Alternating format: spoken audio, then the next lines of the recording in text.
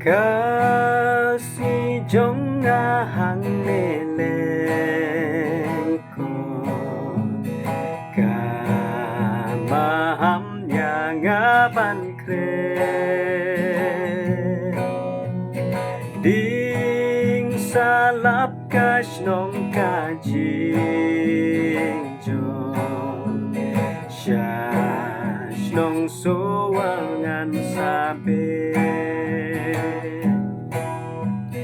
Try tobat yang ngasih sendon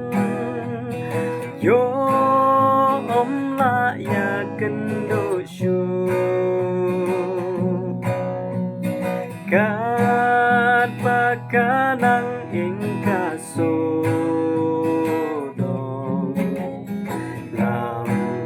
shalom yo ing ngaru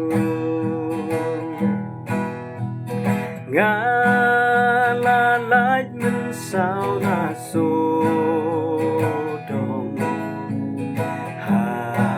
Hagapen tangadang ap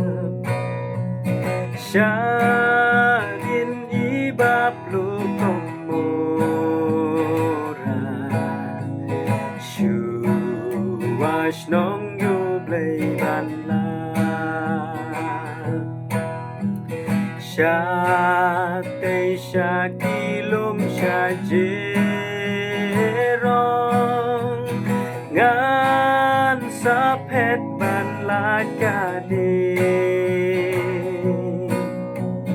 Ay lakak isim kajing Mensim jong asya tori